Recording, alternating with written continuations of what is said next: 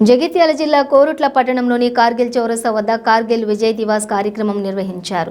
కార్గిల్ యుద్ధంలో అక్రమంగా భారత్ భూభాగంలోకి చొచ్చుకొచ్చినటువంటి దళాలను మట్టి కరిపించిన మన దేశం సత్తా ఏంటో నిరూపించారు. మన సైనికులు 26 జూలై 1999 నాటికి పాకిస్తాన్ సైన్యాన్ని మట్టి కురిపించి భారత భూభాగాన్ని పూర్తిగా స్వాధీనం చేసుకుంది. దీనికి గుర్తుగా ప్రతి సంవత్సరం జూలై 26న విజయ్ దివాస్గా జరుపుకుంటున్నాం. ఈ యుద్ధంలో వీరమరణం పొందిన జవాన్లకు గుర్తుగా కార్గిల్ యుద్ధం స్మారకాన్ని నిర్మించారని కొనియాడారు. బీజేపీ రాష్ట్ర కార్యవర్గ సభ్యులు సురభి నవీన్ రావు మాట్లాడుతూ దేశానికి జవాన్లు వెన్నెము కానీ దేశాన్ని కబళించడానికి వచ్చిన శత్రువుల వెన్నులో వణుకు పుట్టేలా విరోచితంగా పోరాడి వీరమరణం పొంది 527 మంది జవాన్లను స్మరించుకుంటూ వాళ్లు నివాళులర్పించడం జరిగిందని అన్నారు. ఈ కార్యక్రమంలో బీజేపీ పట్టణ అధ్యక్షులు TV Shekhar, ward councillor Pendam Ganesh, జిల్లా అధికార ప్రతినిధి తిరుమల వాసు, పట్టణ ప్రధాన కార్యదర్శి పోతుగంటి శ్రీనివాస్ మరియు బీజేపీ బీజేవైఎం నాయకులు పాల్గొన్నారు.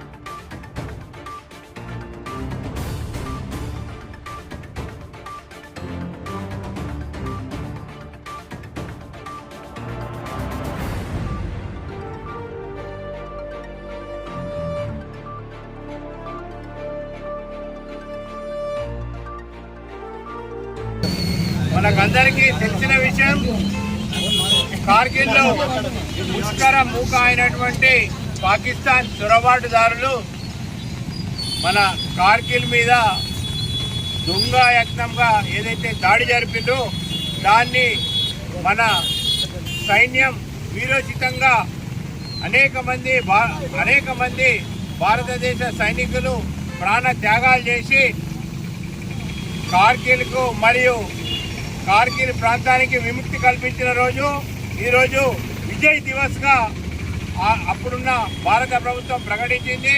దేశవ్యాప్తంగా ఈరోజు కార్గిల్ విజయ్ దివస్గా దేశ ప్రజలందరూ సెలబ్రేట్ చేసుకున్నారు. దానిలో భాగంగానే కోరుట్లలోని కార్గిల్ చౌక్లో ఈరోజు ఇక్కడ మేము ఏవైతే అమరవీరులు ఉన్నారో వారికి శ్రద్ధాంజలి ఘటించి కొవ్వొత్తులతోని కార్యక్రమం చేయడం జరిగింది. ఇదే విధంగా భవిష్యత్తులో ఏ దేశం కూడా భారతదేశంపై కన్నెత్తి చూసినా తిప్పి కొడతామని నరేంద్ర మోడీ గారి నాయకత్వంలో సైన్యం సిద్ధంగా ఉన్నది. భవిష్యత్తులో ఇటువంటి ఎన్ని దాడులు జరిగినా ఎదుర్కోవడానికి మన భారతదేశ సైనికులు తన ప్రాణ త్యాగం చేయడానికి కూడా సిద్ధంగా ఉన్నారని యావత్ ప్రపంచానికి తెలియజెప్తున్నాం. అదేవిధంగా ఈరోజు ఏదైతే అమరవీరులు ఉన్నారో వాళ్ళందరినీ కూడా స్మరించుకొని వాళ్ళ ఏదైతే ఈ దేశం కోసం ప్రాణం త్యాగం చేసిందో వాళ్ళని స్మరించుకోవాల్సిన అవసరం ఉన్నదని చెప్తూ